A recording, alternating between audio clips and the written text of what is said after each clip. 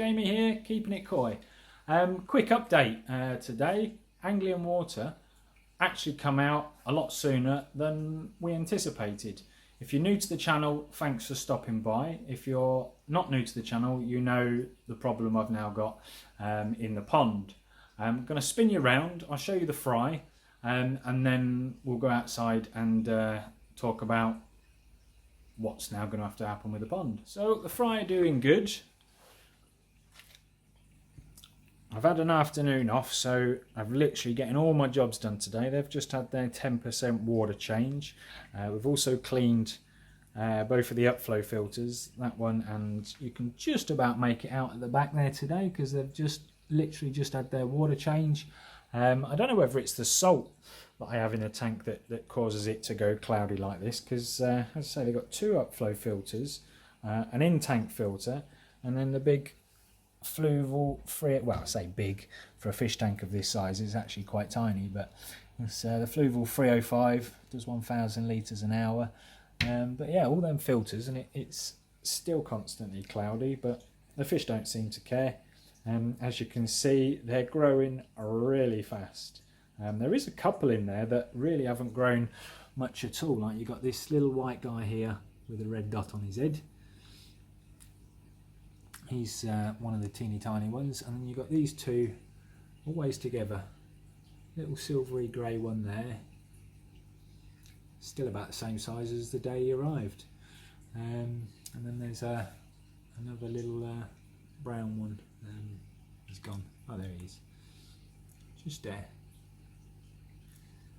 But as you can see, my favourite one, this fella. See if I can get him to come up near the surface. I'll show you his pattern. Hello. Where's he gone? He's over. No.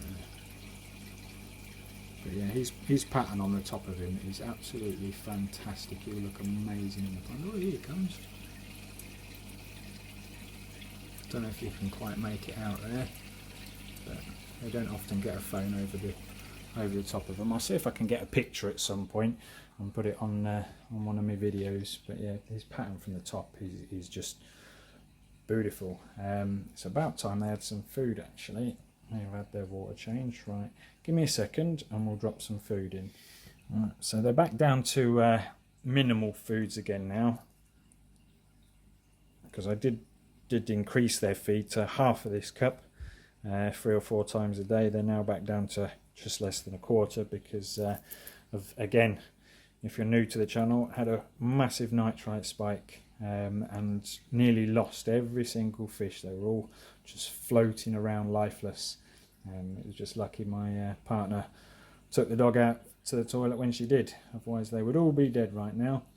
Unfortunately, because of that, as I said in my last fry update, a few, I don't know if you've seen any, but a few of their gills have now flared out. But yeah, as you can all see, they are absolutely starving, as always. Like piranhas, these guys.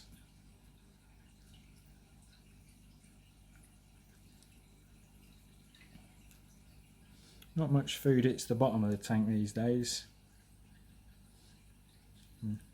He says that just as a load of food hits the bottom. But yeah, they, as you can see by the shape of them, they're certainly well fed. But right, that's the fry. That's because it's been raining, as you can see.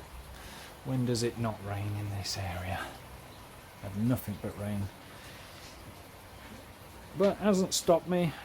In between showers, I get caked in mud. I've just cleaned the path today as well. Had the hose pipe out because that was getting really muddy. Right. So you can't see the pipe now because I've backfilled it in a bit and jammed a brick underneath it. Yeah, so it turned out it's not on any of their maps whatsoever of pipes. So Anglian Water had no idea this was here. They took over, I think he said about 12 years ago, and they've only got the maps that they were given. But yeah, this pipe apparently doesn't exist. but he had a look, did a few tests. It is in use. He doesn't know how or where water enters it, because the downpipes from the neighbours, there's one here just on the outside of my fence, and then the next one is just the other side of my neighbour's property there, and then obviously other neighbours have them as well. He first thought it would be them, but it's not them, because they go back under the houses and join the main sewer. So where the water enters this, I have no idea, but it is in use. So other than spending thousands and thousands and thousands of pounds to move it somewhere else, it's got to stay. So as you can now see, I've backfilled along the top using the big pile of earth that was in this corner. So that's roughly flat. What I'll do is I'll put sand over the top of it once it's done. So yeah, I'm losing a lot of volume of water there. So what I might do is see, although I don't know whether you can tell by the floor, but the more and more down you go, the more stones there is in it. It's no longer clay, it's just pebbles. So I'll see if I can get down another 6 odd inches. Not that that's going to make up for the amount of water that I'd be losing, but every little helps, because it was estimated to be around 12,000 litres. With that there, I'd say I'd probably be losing a good 4,000 litres with that step there now. So at the moment it'd probably be closer to 8,000 litres, but I want to try and get it back up to 10 if I can, whether I have to go up a tiny bit more and down a tiny bit more. Still going to stick the bottom drain in around here somewhere, but I was planning on anyway to have a jet coming in at the bottom of the sleeper here, which will actually now help obviously pull all the muck off the shelf. It will be ever so slightly sloped down as well, just so nothing really settles on there. But yeah, Nala seems to love jumping in and out of it, getting caked in mud, and then dog prints all around the kitchen, isn't it? But yeah, I'll show you these guys today, because cover's off, as I've just done my last pond vac of the season. Really old pond vac, second hand when I bought it, but I tell you what, it's still going strong. It's one of the old Bermudas, but works a treat. The amount of bits and bobs you get with these ones, I mean, I've got 1, 2, 3, 4, 5 attachments there. No more down there, but also five poles, 2 bags that catches like leaves and things if you're putting the water back into the pond, a coarse one and an extra fine one. But yeah, great bit of kit, works beautifully. But yeah, so the covers are off today.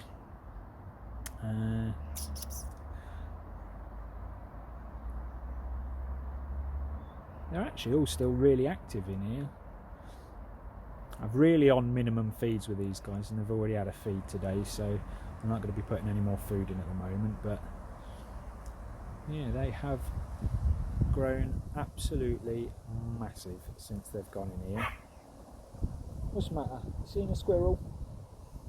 But yeah, the tancho and the one that looks like a tancho where his spots slip back, and the other little kohaku down here, when they went into here, they were about 13 centimetres, and they've been in here, what, about 2.5 months now?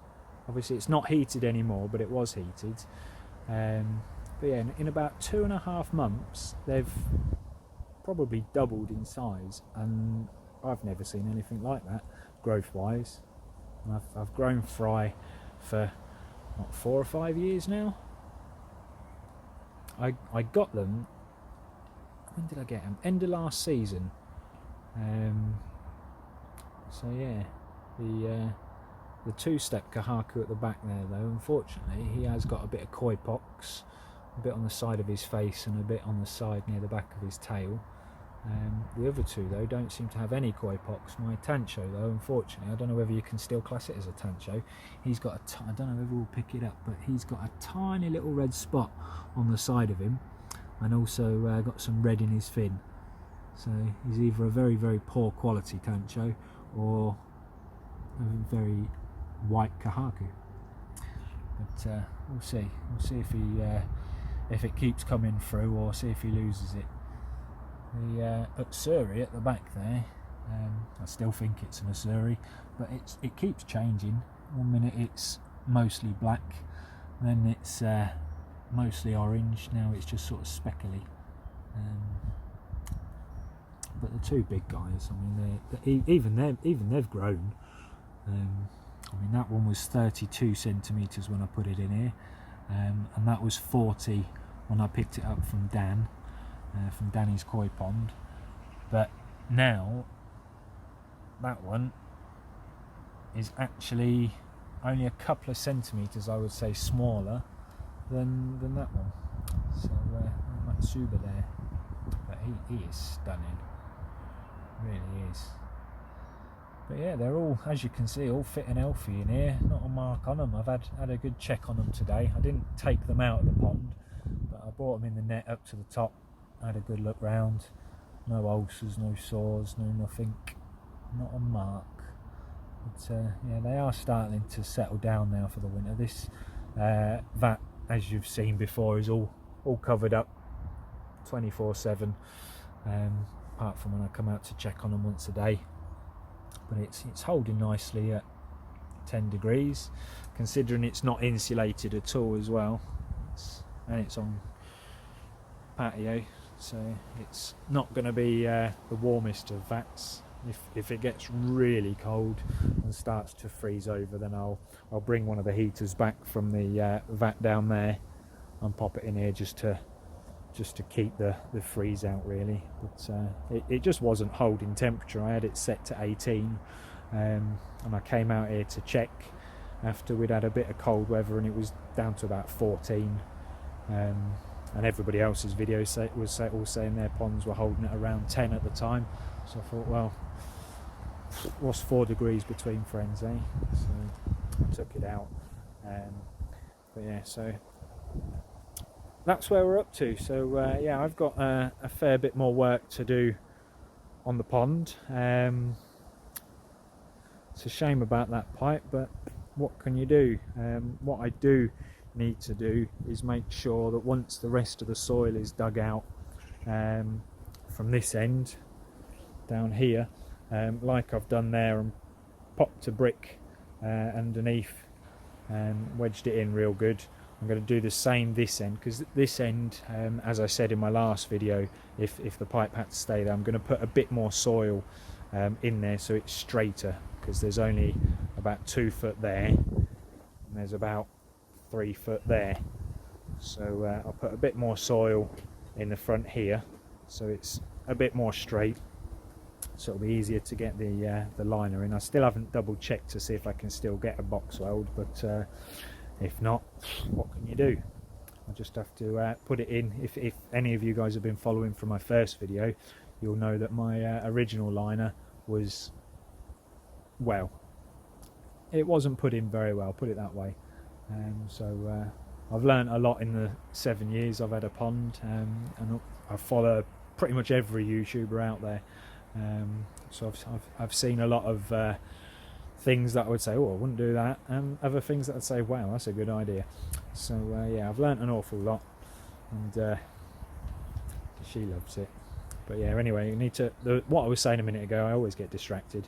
Put a couple more bricks in here, because there's not going to be an awful lot of soil under there. Obviously it's all pea gravel under the concrete down to the pipe, and what the Anglian water guy had pointed out, he said, you want to be careful, that's going to be a lot of tons of water just sitting on the concrete, and obviously there's not a lot supporting the concrete.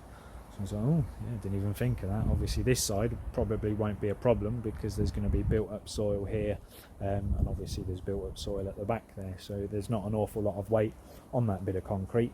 But on this side there's not going to be hardly any soil underneath it at all, So what I'll do is I'll pull out some of the pea gravel, wedge a couple of bricks underneath it, like I've done there, probably one about here and one about there. I've got about 4 or 5 bricks I can play with, wedge them underneath, and then like I've done with that one, pack in a load more clay around it. But I've filled in all the holes where things were coming out, like there was a big root hole there was another big cave in over there where a brick had come out. I had a brick in under there, but again pulled that out. That giant pebble that I found has come in real handy. Shove the clay in, whack it with that pebble, pack it in as hard as I can. Trees are now finally starting to die off. Got the acer trees, a red one in the middle, can't remember what they're called, but he's pretty much closed down for winter. One on the end though, still doing really well at the minute. Still got most of his leaves. My little cloud tree won't stop growing even though the time of the year. I've literally only just pruned that a couple of weeks ago. It's getting long shoots out again. Oh well. Fast growers, these type. Obviously not ideal cloud trees, but affordable and fast growing, so you can get them to grow quite big quite quickly. My little acer down there still has a few leaves on it. Again, all starting to die back for the winter now though. That one's grown quite a lot this year. Obviously just a twig at the minute, but doing well. But yeah, no trees need pruning this year. They're only a couple of years old anyway. But they're loving it being that side of the garden. They used to be on that side of the garden, along there where all the wood was, but obviously, as you can see, the sun's always on that side of the garden, so they prefer it this side because they get more sun. Herb garden still doing well. Tomato plant pretty much dead now. We've had a couple of little frost spells, so as you can see, the tomatoes, that's it for them.